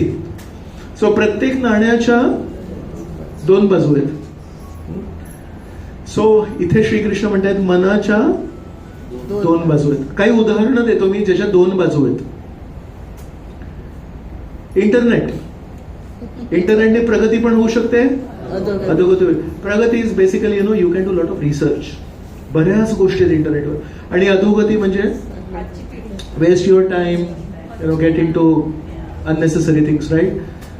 संपत्ती, याच्याने काहीतरी सक्षमता लिहिली आहे. काय सक्षमता येऊ शकते संपत्तीने? स्वतःचं कल्याण करू शकतो, ज्या योग्य दुसऱ्यांचं भलं करू शकतो, राईट. दुसऱ्यांची मदत करण्यासाठी खिसे भरलेले पाहिजेत, बरोबर, सक्षमता येते. आणि दुर्बलता कशी? संपत्तीच्या आहारी गेलो. Very good. So straight to the point. अनेक वेळा संपत्तीचे गैरपरिणाम दुसऱ्यांवर होत नाहीत, स्वतःवरच होतात. वाईट सवयी ज्या आहेत, जितक्या वाईट सवयी त्या सगळ्या महागड्या आहेत. गरीब माणसाला वाईट सवयी साधारणपणे होत नाहीत, कारण त्याच्याकडे चान्स नसतो. अहंकार, शोषण करण्याची वृत्ती, सो दुर्बलता ही पण संपत्तीमुळे येते. लोकप्रियता मी एकदम स्पष्टच लिहिलं इथे, राईट. सो जेवढे तुम्ही फेमस असाल तेवढे तुम्ही इतरांवर you can influence. So if you know the right things you can actually influence people. जेवढे तुम्ही फेमस असाल तेवढे तुम्ही सांगू शकता श्रीकृष्ण कोण आहेत. सो आज जे भारतात चाललंय ते काय चाललंय? ते चाललंय जो टॉपमोस्ट पर्सन आहे, ही सो फेमस, आणि सगळ्यांच्या समोर जाऊन प्राण प्रतिष्ठा करणार आणि लोक बोंबा मारतात तरी त्याला काही फरक पडत नाही. आणि सो राईट, सो त्याच्या इन्फ्लुएन्सचा तो फायदा करतोय. आज तरुणांमध्ये जी काही एक जागृती झाली आहे, it goes only to that 1%, right. म्हणजे तरुणांमध्ये ही अजिबात भावनाच नव्हती कधी. आणि त्याचा गैरवापर कसा करू शकतात लोकप्रियतेचा? काय? लोकांना फसवू शकतो, किंवा ना चुकीचं उदाहरण पण ठेवू शकतो. ज्या अयोध्येमध्ये आज प्राणप्रतिष्ठा झाली, त्याच अयोध्येमध्ये काही वर्षांपूर्वी बाकीच्या पण काही घटना घडल्या, राईट. सो तेव्हा जी सत्ता होती त्यांनी ते केलं, आणि यांची जी सत्ता यांनी हे केलं. सो दोघांकडे लोकप्रियता होती म्हणून निवडून आले. निवडले म्हणजे डेमोक्रेसीमध्ये तुम्ही लोकप्रिय होते म्हणून तुम्हाला वोट मिळाले, म्हणून तुम्ही सत्ता होती, आणि तेव्हा त्यांनी मग त्यांच्या हिशोबाने काम केलं, राईट. सो नुकसान करण्याची पण शक्ती, गैरवापराचा पण धोका लोकप्रियतेमध्ये असतो. प्रगल्भता असेल कोणाकडे तर, मॅच्युरिटी असेल तर, समजून घेण्याची क्षमता, त्याला कुठलंही काही सांगितलं त्याला समजतं ते. पण कधी कधी त्याला हिंदीमध्ये म्हणतात बाल की खाल निकालणं. तर काही काही बुद्धिमाचे लोक काथ्या कूट करतात ऍक्च्युली, आणि कधी कधी कंटाळा येतो लोकांना, राईट. सो मैत्री किंवा नाती, राईट. सो कधी आधार मिळतो, आपण जेव्हा डाऊन असतो आधार मिळतो. पण दुसरे की जे आपल्या जितके जवळ असतील त्यांच्याकडून एक जरी कटू वचन आलं तर तेवढ्या वेदना पण होतात. सो ते पण एक दुसरी बाजू आहे नाण्याची. So any time you invest in a relationship, जर ते चांगलं चाललं तर आधार मिळतो, पण समजा चुकीने काही झालं तर ऍक्च्युली तेवढ्या वेदना पण होतात. सो म्हणून या जगाची ही रीत आहे की प्रत्येक गोष्टीच्या दोन बाजू आहेत. सो प्रत्येक व्यक्तीच्या पण दोन बाजू असतात. नाही, आपण म्हणतो अरे हा असा कसा बदलला, आणि म्हणजे दोन्ही का लिहिलं, nobody should gender bias. People are really people. So already दोन्ही. सो प्रत्येक व्यक्तीच्या दोन बाजू आहेत, राईट. सो मग एवढं सगळं मी दोन बाजू, नाण्याच्या दोन बाजू, व्यक्तीच्या, मी कोणाबद्दल बोलत असेल? समजा मी म्हटलं की या क्षणी मी येण्यापूर्वी गुगलवर मला एक अलर्ट आला, मुंबईमध्ये एक खूप मोठा भूकंप होणार आहे. How will you feel? भीती वाटेल. जर म्हटलं अरे जोकच झाला तरी पण म्हणतोय एक वादळ येणार आहे, मोठं सुनामी येणार आहे, हा पण इथेच होत समुद्राजवळ, थोडी भीती वाटेल, राईट. समजा म्हणालो की शेजारचा जे देश आहे त्याला आता खूप कंटाळा आला गरिबीचा, तो आपल्यावर बॉम्ब टाकणार आहे, nuclear bomb is already aimed at Bombay. How will you feel? By the way आम्ही द्वारकेला गेलो होतो, आणि द्वारकेच्या जवळ एक ओखा म्हणून जागा आहे, तिथून कराची इज 80 किलोमीटर्स अवे. आम्ही भरपूर जवळ आलो, पण आमच्यातून कोणाला काही भीती वगैरे काही वाटली नाही. सगळेजण आपले हरिनाम करत होते आणि म्हणाले प्रभूजी रात्री इथून लाईट दिसतात का म्हणून. आम्ही द्वारकेला होतो, गंमत. तर तिथे रात्री हे कोस्ट गार्डचे बोट्स रात्री पेट्रोलिंग पण करायचे. सो या सगळ्या गोष्टी आहेत ना, त्याचा एवढी भीती नाही वाटत. तरी पण माताजी म्हणाले की हो भीती वाटेल, भूकंप येत असेल किंवा बॉम्ब येत असेल. समजा तुम्हाला असं मी म्हटलं की या क्षणी तुमचा सगळ्यात मोठा शत्रू या रूम मध्ये उपस्थित आहे, तर तो मनामध्ये एक विचार येतो, अरे तो इथे कुठे आला? नाही, पण हा जो शत्रू आहे ना, हा बेसिकली ना आपल्या मनात आहे. आपल्या हृदयामध्ये जे मन आहे त्या मनाला श्रीकृष्ण म्हणतात. आत्मैव हि आत्मनो बंधुर, आत्मैव रिपू, रिपू म्हणजे शत्रू, रिपूर आत्मना. तर तेच एक मन आपले बंधू किंवा आपले मित्र आणि शत्रू कसं काय असू शकेल, हे तुम्हाला मी विचारतो. मी नाही उत्तर देणार याचं. हा, संयम नसेल तर, आपण कधी चिडलो तर नेगेटिव्ह विचार येतात नाही. हा, चिडलो तर आणि होतच असतं. आपण होतच ते असतं. द्वंद्व आपल्या मनामध्ये आपल्याला माहित असतं की ते होतच असतं. थोडा विचार केला की आपल्याला कळतं. त्या दोन्ही बाजूने विचार कधी जेव्हा राग येतो ना कोणावर, तेव्हा काही क्षण राग आल्यावर जे विचार येतात ते कधी कधी मी बघितलंय स्वतः. 2-1 तासांनी 3-1 तासांनी शांत होऊन मी होतो, बापरे, माझ्या मनात काय काय विचार आले, हे कोणाला सांगायला पण नको नाही. सो एक तो ज्वालामुखी जेव्हा फुटतो तेव्हा त्या ज्वालामुखीच्या जवळ नाही जायला पाहिजे. नाही, तो ज्वालामुखी जेव्हा फुटतो ना तेव्हा सगळं तो लावा बाहेर येत असतो. तिथे ना it does not have any language. ज्वालामुखीला सांगू शकत नाही, मी तुझ्याच देशाचा आहे, मला जाळू नकोस. सो आपल्या हृदयामध्ये पण जेव्हा कोणा राग येतो, जेव्हा तो ज्वालामुखी फुटतो, तेव्हा ऍक्च्युली ना you should switch off your phone. कारण तेव्हा जर चुकीने कोणी फोन केला आणि जर काही चूक, तर उगाच त्याला आशीर्वाद मिळतात. राईट. असं म्हणतात की ना, खूप आनंद जर झाला असेल किंवा खूप दुःख झालं असेल तर actually we should not make any promise to anybody. अति आनंदात आपण काही कबूल नाही करायला पाहिजे आणि अति दुःखात पण आपण काही कबूल नाही करायला पाहिजे, कारण there is a tendency to go to extremes. आणि बेसिकली दोन्ही इमोशनल परिस्थिती आहे. तर इमोशनल परिस्थितीमध्ये बुद्धी त्यातल्या त्यात चालत नाही. काय योग्य काय अयोग्य त्याची ओळख आपल्याला राहत नाही. तर खूप राग आला असेल कोणावर किंवा आधी आपण असं म्हणतो ना वाहून गेलो असेल कोणावर, तर थोडंसं आपण शांत चित्ताने त्याला शांत होऊ द्यायला पाहिजे आणि त्यानंतर मग आपण योग्य ते निर्णय घेतले पाहिजे. So will go ahead. माताजींनी एक पॉईंट सांगितलं की जर मन असंयमित असेल तर तेच मन आपला शत्रू होऊ शकतं. तुम्हाला एकदम टू द पॉइंट बोलले. पण आपल्याला स्वतःला काही प्रमाणात तरी हा अनुभव आहे खरा की आपण स्वतःच्या नुकसानाकरिता कधी कधी असे निर्णय घेतलेत. ते घेताना पण एक थोडासा आवाज येत होता आतमधून, नको नको नको. पण ती चीडच असते ना करणार, आणि त्या चिडेमध्ये आपण कधी कधी काहीतरी करून जातो आणि नंतर मग आपल्याला पश्चाताप होतो. सो त्याचं जे उत्तर आहे, या प्रश्नाचं जे उत्तर आहे ते आता पुढच्या श्लोकामध्ये श्रीकृष्ण देत आहेत. बंधुरात्मात्मनस्तस्य येनात्मैवात्मना जितः अनात्मनस्तु शत्रुत्वे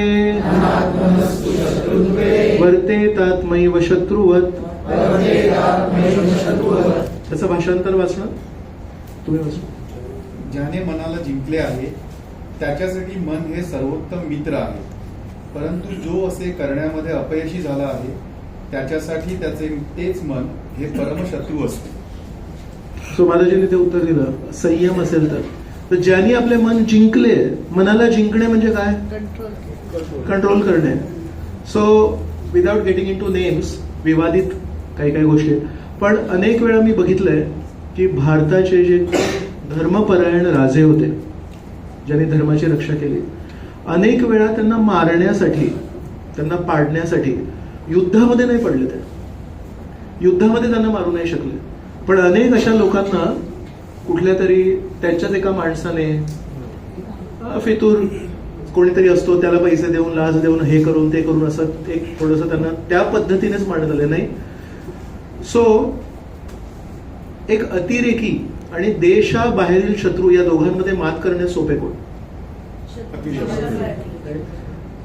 अतिरेकी नाही का बरं? तो आपल्यालाच असतो, त्याला ओळखतात. हा. सो ना धोका हा आहे की तो कोण आहे तो कळत नाही, आणि त्याचे कपडे जे आहेत ते त्या देशाच्या सैनिकांसारखे स्पष्ट नसतात. वन गुड थिंग, त्यांना आयडेंटिफाय करण्यामध्ये काय, त्यांचा युनिफॉर्म वेगळा असतो. सो तो तुम्हाला माहिती आहे, हा युनिफॉर्म म्हणजे तो आपला शत्रू आहे. पण अनेक वेळा अतिरेकी जेव्हा येतात तेव्हा ते साधारण सिव्हिलियन कपडे घालत असतात. त्याची भाषा पण ते लोकल भाषा शिकतात, बरोबर. सो फितुराला कसं आयडेंटिफाय करणार किंवा फितुराने किती नुकसान होऊ शकतं. तुम्ही तुमच्याच इतिहासामध्ये विचार करा की खूप मोठे राजे होते आणि त्यांनी खूप काही कर्तृत्व केलं. फक्त फितुराने जेव्हा छोटीशी एक गोष्ट केली, एव्हरीथिंग गॉट डिस्ट्रॉइड. सो तसं आपण सगळे पण भरपूर काही करू शकतो, पण आपल्या मनामध्ये श्रीकृष्ण म्हणतात एक आतमध्ये एक शत्रू आहे. तर शत्रू म्हणून आपण जेव्हा बोलतो तेव्हा मनामध्ये नाही एक चेहरा उभा राहतो, ते व्यक्ती. पण ऍक्च्युली श्रीकृष्ण आपल्याला या श्लोकाद्वारे सांगतात की शत्रू तो नाहीये. बाहेरच्या शत्रूला तर समजू शकतो, हा जो शत्रू जर अनियंत्रित राहिला आणि आपल्या हिताविरुद्ध जेव्हा आपण काही विचार येतात, कोणी आपल्यासाठी काही केलं असेल आणि एका गोष्टीसाठी आपण त्या व्यक्तीला काहीतरी बोलतो, काहीतरी अचानक सगळं उफळून येतं, तर इतिहासाचा विसर पडतो आपल्याला आणि त्या क्षणी आपण फाट फाट फाट काहीतरी बोलू जातो आणि नंतर लक्षात येतं ऍक्च्युली या व्यक्तीने आपल्यासाठी काय काय केलं आणि आपण त्याला एका क्षणामध्ये त्याची किंमत मोजली आपण. सो अनियंत्रित मन हे काय नुकसान करू शकतो हे तुम्ही तुमच्या मनामध्ये विचार करा की एका फितुराने मोठ्या मोठ्या राजांना काय काय त्रास दिलाय. आणि म्हणून आर्मीमध्ये किंवा नेव्हीमध्ये जर कधी काही सिक्रेट्स डॉक्युमेंट्स जर शेजारच्या देशाला दिले तर त्याला काय शिक्षा मिळते. So what is court martial. त्यांचा ना वेगळा कोर्ट असतो. हा जो सिव्हिलियन कोर्ट आहे, high court, magistrate, district sessions court, हा सिव्हिलियन कोर्ट आहे. आर्मी नेव्हीमध्ये ज्या चुका आहेत त्या चोरी वगैरेच्या चुका नसतात, त्या ह्या चुका असतात की तुम्ही काहीतरी एक सिक्रेट पासवर्ड कुठेतरी दिला वगैरे वॉट एव्हर. आणि त्याचा जो कोर्ट आहे that is a separate army court. आणि त्या आर्मी कोर्टमध्ये वेगळे कायदे आहेत. आर्मीचा लॉ वेगळा आहे. सो तिथे सिव्हिलियन लॉ मध्ये काही काही गोष्टी असतील ज्या कबूल नाही आहेत, त्या गोष्टी कदाचित आर्मीमध्ये कबूल असतील, पण आर्मीमध्ये काही गोष्टी आहेत त्या पूर्णपणे नाकबूल आहेत. You cannot leak A document. तुम्ही म्हणा काय मी थोडंसं इकडचं तिकडे दिलं, मी शाळेमध्ये केलं असं, मित्रांना दिलंय, तर इथे चालेल ते, पण तिथे नाही चालू शकत. एक पॅरेग्राफ एक वर्ड पण नाही देऊ शकत तुम्ही. So it is very serious. तसं श्रीकृष्ण आपल्याला म्हणतात अध्यात्माच्या मार्गावर हा जो फितूर आहे याला नेहमी लक्ष ठेवायला लागेल, नेहमी याच्यावर डोळा ठेवायला लागेल आणि याला कधी अनियंत्रित ठेवून चालणार नाही. ज्याने आपल्या मनाला अनियंत्रित ठेवलं तो या यशाच्या मूर्तीला तोडून पाडू शकतो. म्हणून मनावर नियंत्रण ठेवणं अर्थात आपल्या भावनांवर नियंत्रण ठेवणं, आपल्या मतांवर नियंत्रण ठेवणं हे अध्यात्माच्या मार्गावर खूप खूप खूप खूप खूप खूप खूप खूप खूप गरजेचं आहे, अत्यंत गरजेचं. सो दुधारी तलवारही अत्यंत काळजीपूर्वक चाला. जेव्हा आपण नीट वापरली समोर एखादा शत्रू टिकू शकत नाही. माझ्या तलवारीला काय धार आहे माहितीये. राणा प्रताप होते, त्यांची तलवार 85 किलोची होती. किलोची तलवार. त्या 85 किलोच्या तलवारीला चालवणारे त्यांचं वजन किती असेल. आणि या दोघांना घेऊन पळणार तो चेतक घोडा होता. आणि त्या चेतक घोड्याने इथून तिथे उडी मारली होती. म्हणजे काय असेल ते सगळं, राईट. पण अशा सगळ्या मोठ्या मोठ्या राजांना पण पृथ्वीराज चौहान होते. पृथ्वीराज चौहान एका फितुरामुळे त्यांना अटक करण्यात आली आणि मग नाही. सो आपण पण मोठे मोठे युद्ध जिंकू शकतो, पण त्या मोठ्या मोठ्या युद्ध जिंकण्यासाठी मनावर नियंत्रण करण्याचं गरजेचं आहे. आणि म्हणून मंत्र याचा जो अर्थ आहे, मंत्र शब्द मन त्रायते इति मंत्र. मनाला जो या सगळ्या खराब गोष्टीतून मुक्त करतो तो आहे मंत्र, तारतो. तर म्हणून मंत्र जाप केल्याने आपल्या ज्या वाईट सवयी आहेत त्याला एक तडा बसतो. म्हणून आपण अत्यंत काळजीपूर्वक मनाचं आपण सांभाळून राहिलं पाहिजे. सो काही उदाहरणं होते माझ्याकडे, विल गो फास्ट. सो हे इंग्लिशमध्येच दिसेल म्हणून मी MIND, इझी टू रिमेंबर. मनाचा एक दोष आहे की तो नेहमी मिसडायग्नोसिस करतो. म्हणजे जे झालेलं असतं त्याला काही दुसऱ्याच दृष्टीने बघतो. जसं आपल्याला सगळ्यांची ना एक पद्धत असते वागण्याची, पण ती एकच पद्धत आपण प्रत्येक ठिकाणी वापरतो. तर डॉक्टर आहेत, प्रत्येक आजाराला एकच औषध देतात का? पण आपण अनेक वेळा प्रत्येकाला ते एकच औषध पाजायचा प्रयत्न करतो आणि तिथे sometimes we make a so miss diagnosis. त्याचा solution, so problem is in red आणि green is the solution. So green मध्ये काय आहे? Based on guidance received. So आपण नेहमी आपल्या मनासारखं जर करायला गेलो तर त्याच्याने समस्या निर्माण होतात. पण नेहमी आपण जर गायडन्स घेतलं तर best guidance is available in Gita. So Arjun पण इतके हुशार आहेत, पण दुसऱ्या अध्यायामध्ये श्रीकृष्ण म्हणजे श्रीकृष्ण तुम्ही सांगणार का काय करायचं म्हणून. सो जेव्हा आपण व्याकुळ आहोत, आपण थोडे भ्रमित आहोत, तेव्हा आपण कधी डायग्नोसिस नाही करायला पाहिजे. म्हणून म्हटलं की जेव्हा आपण खूप खुश आहोत आणि खूप दुःखी आहोत, वी शुड नॉट जज people in that situation. Why? Because mostly it will be misdiagnosis. So कोण कसं आहे हे विचार करण्यासाठी अगदी शांत डोकं पाहिजे आणि नीट विचारपूर्वक करायला पाहिजे. Second is indirection. इनडायरेक्शन म्हणजे नीट दिशा देत नाही की काय करायला पाहिजे. सो इथे लिहिलंय मी ट्रुथ आणि परसेप्शन ऑफ ट्रुथ. एक सत्य असतं आणि एक सत्याला बघण्याची एक आभास असतो. जसं सूर्य आहे, मी जिथून सूर्याला बघतोय आणि 2 रुपयाचं नाणं जर घेतलं मी, तर 2 रुपयाचं नाणं हे त्या सूर्याला झाकू शकतं. पण 2 रुपयाचं नाणं आणि सूर्य याच्यामध्ये खूप आकारामध्ये खूप अंतर आहे. So truth and perception of truth.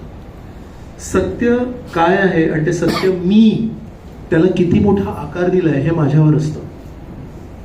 So समस्या आपल्या जीवनामध्ये येते, पण त्या समस्येला आपण किती आकार देतो हे आपल्यावर आहे. तर कधी कधी लहान लहान गोष्टींना आपण खूप मोठा आकार देऊन बसतो आणि कधीतरी आपले जे शुभचिंतक असतात ते म्हणतात अरे लहानशी गोष्ट आहे, सोडून दे, एवढं तू मोठं करू नको त्याला.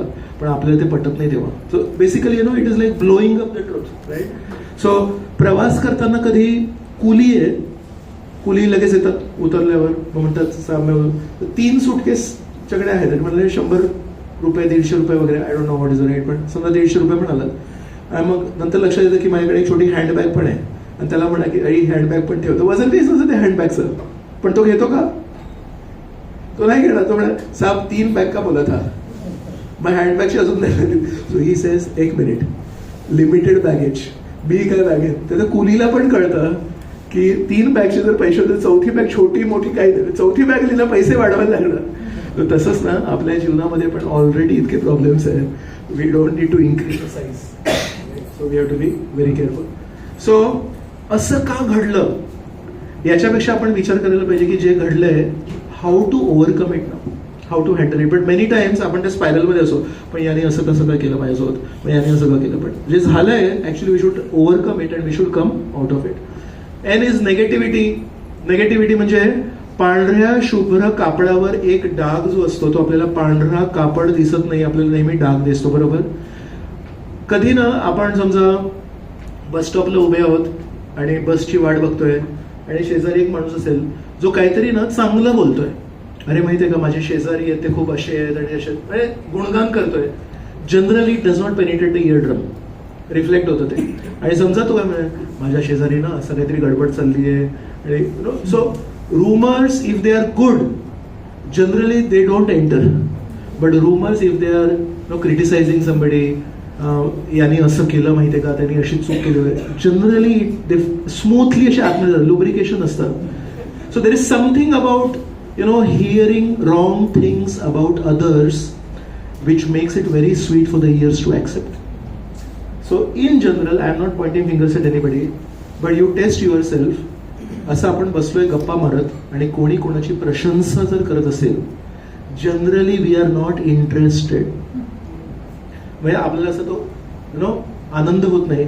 पण समजा कोणी कोणाला क्रिटिसाइज करत असेल, generally speaking it's easier to remember the criticism की हे हे हे हे बोल. So negativity, mind has that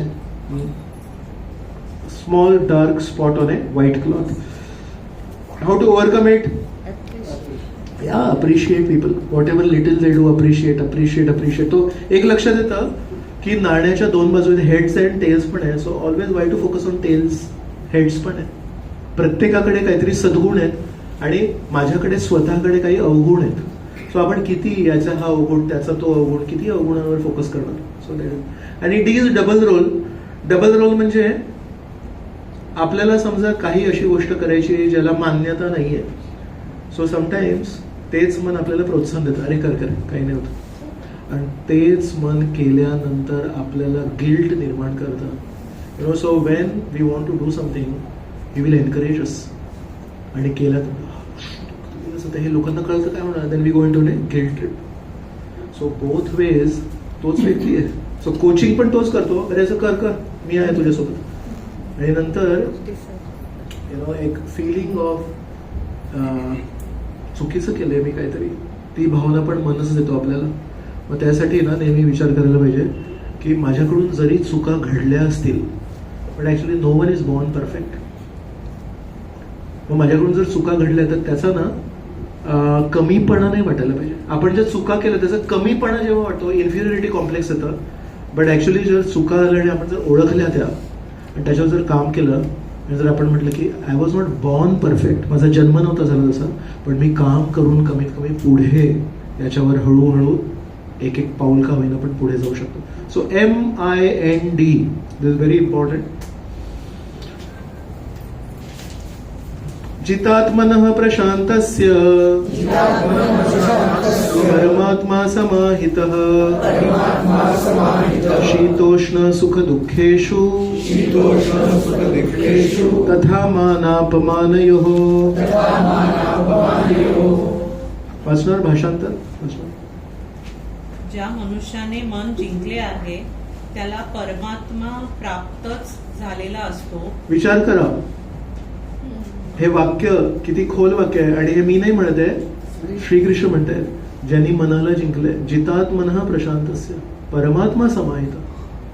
ज्या दिवशी आपण मनावर विजय मिळवू, किंवा ज्या प्रमाणात आपण एक एक पाऊल घेतोय त्याप्रमाणे आपण परमेश्वराच्या जवळ चाललोय. हे कोण म्हणतायत? परमेश्वर म्हणतात. आणि त्याने शांतीही प्राप्त केलेली असते. आता फक्त ओळख काय, त्याची परीक्षा काय पुढे. त्याच्या दृष्टीने सुख आणि दुःख, शीत आणि उष्ण, मान आणि अपमान असे सर्व काही सारखेच असते. का माहिती आहे? He sees it as an observer. 5व्या अध्यायामध्ये पण श्रीकृष्ण म्हणजे साक्षी येतो. सो जेव्हा आपण एक साक्षी म्हणून बघतो, सो माझ्या समोर you know many bus is travelling, car is you know, so car गेल्यावर आपण असं एकदम अरे वा काय सुंदर महागडी कार आहे, पण इट्स नॉट माइन, माझी नाही आहे ती कार. सो यू आणि सिम्पल एक रिक्षा असेल वगैरे ती जात असेल तर ओके, काय व्हॉट डिफरन्स इज. ती रिक्षा पण माझी नाही, ती महागडी कार पण नाही, ती बस पण नाही, काहीच नाही माझं, मी तिथे उभा आहे फक्त.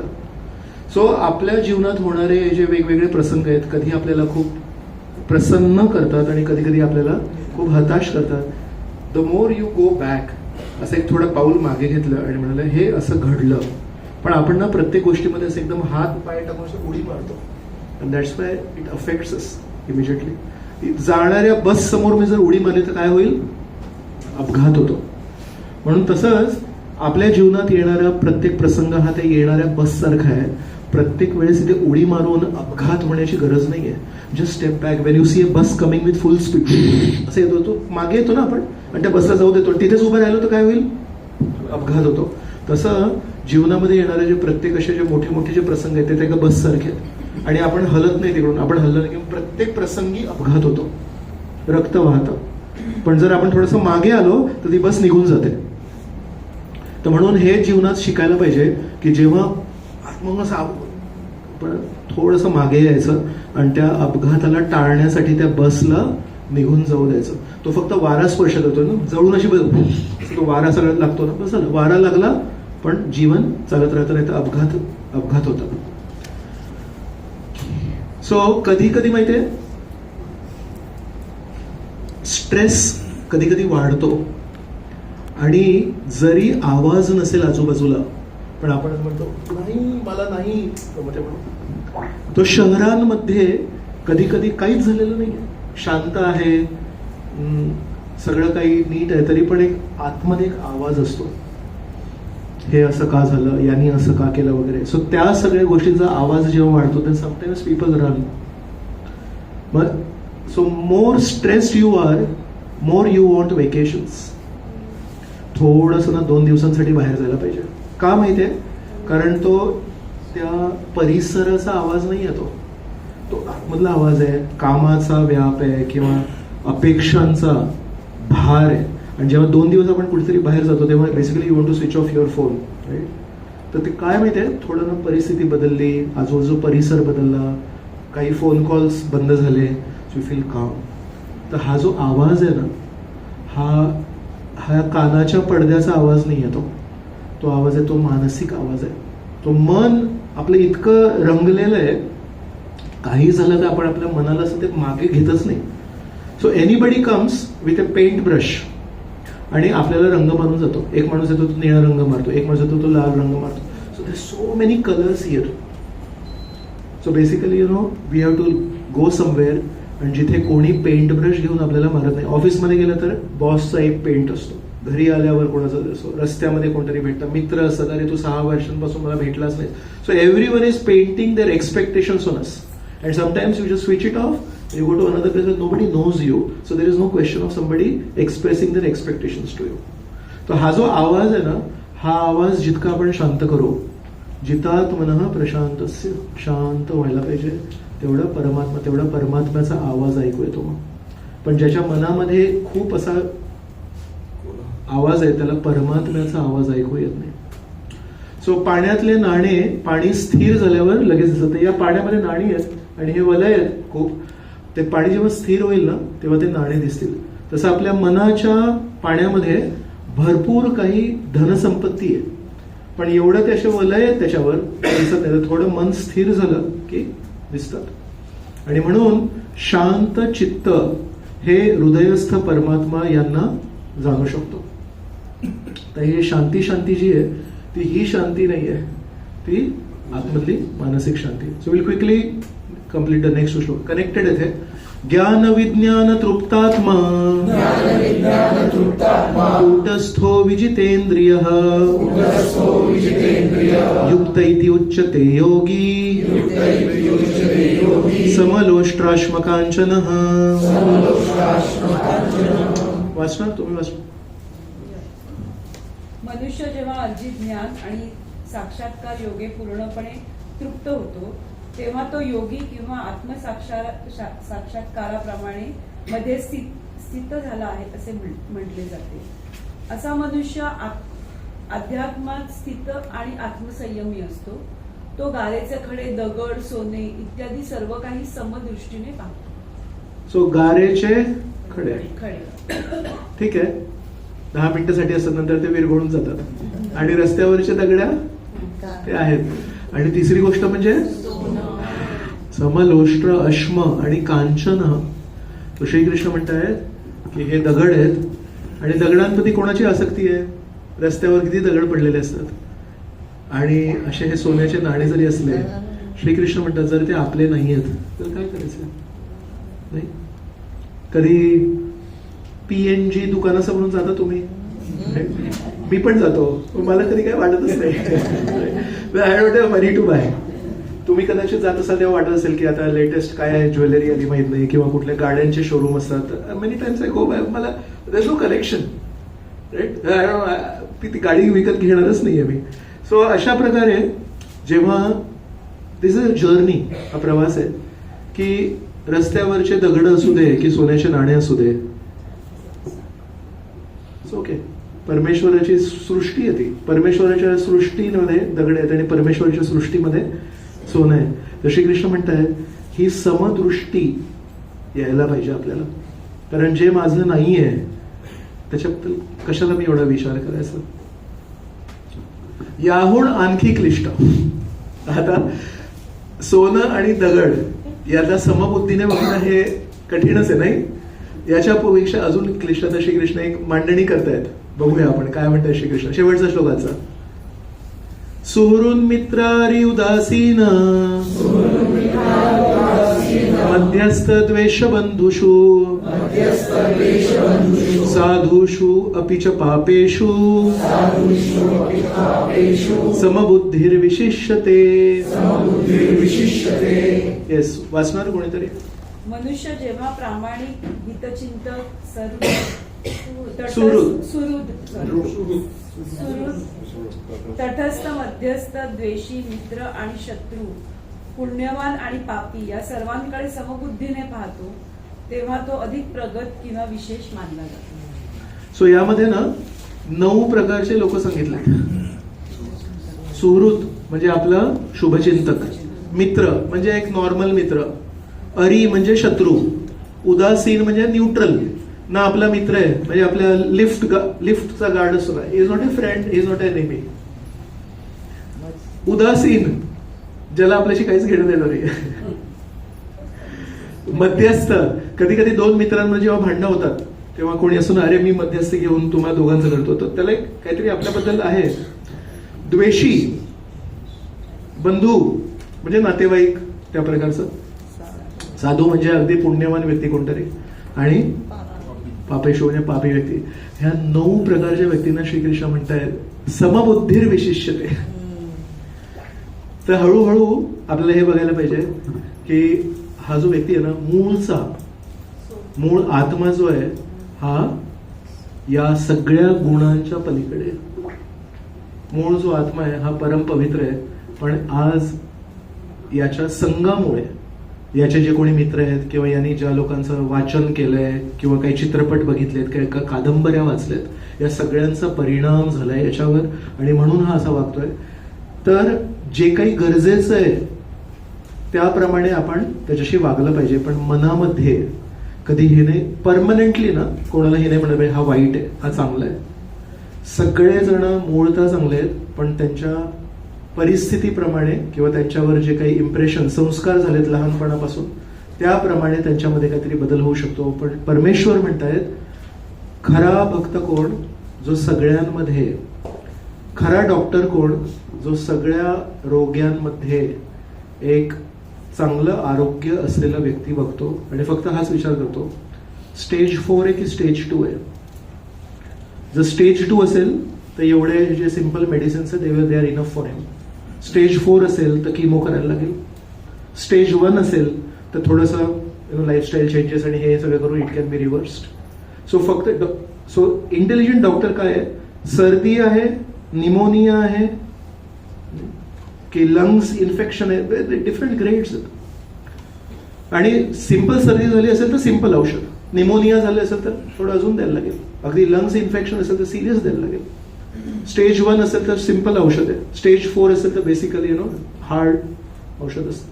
सो कोणाला काय औषध द्यायचं आहे हे औषध द्यायला पाहिजे, पण नेहमी चांगल्या डॉक्टरला कुठलाही आजार असेल नेहमी त्याला हा विचार असतो की हा मूळचा जन्मला नाही असा जेव्हा जन्म झाला तेव्हा हा निरोगी होता आणि त्या पूर्वीच्या परिस्थितीपर्यंत घेऊन जाण्यासाठी कुठलं औषध देणं गरजेचं ते औषध देऊया.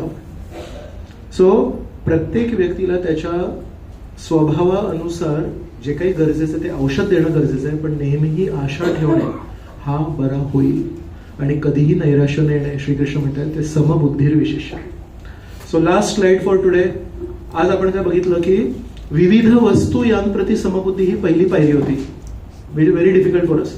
त्याच्यापेक्षा अजून कठीण काय आहे, विविध व्यक्ती याप्रती समबुद्धी. आणि याच्यापेक्षा पण कठीण काय आहे माहितीये, ते होतं ना तथा मानापमानयो.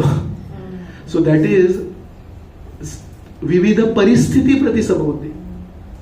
सो वस्तूंप्रती समबुद्धी असणं सोपं काय आहे, कारण वस्तूचा त्याग केला की डोळ्यात आड गेली की संपली. त्याच्यापेक्षा थोडं कठीण आहे व्यक्ती, कारण व्यक्ती आपण असं आड करून चालत नाही, ते परत येतात आपल्या जीवनात.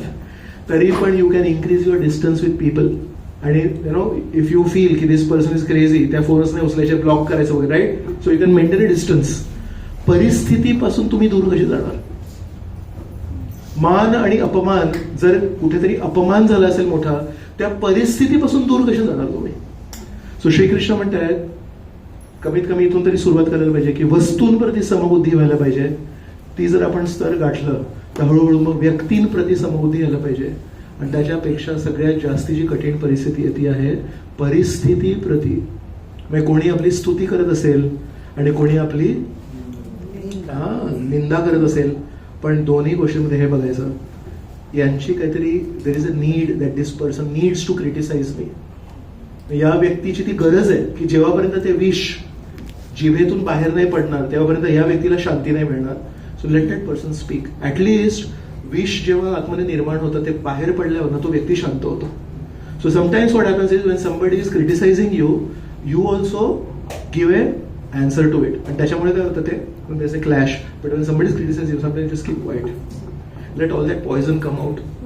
त्याच्यानंतर तो व्यक्ती शांत होतो. म्हणजे anything more, you did this, you did this, you did this, okay, anything more. झालं. If you want to clarify you clarify, but at least one good thing is त्याचे सगळं जे आतमध्ये वाईट भावना ते सगळ्या बाहेर पडल्या आणि you know to some extent it is now calm down. But when you stop it ते विष आतमध्येच राहतं and then it keeps coming out regularly. So better is you let it come out. Okay, so will stop here. Thank you very much. काही प्रश्न असतील तर please send it to me on personal chat आणि I will answer it on group so that everyone can take advantage. आणि just कोणीतरी मला एक आठवण करायसाठी एक मेसेज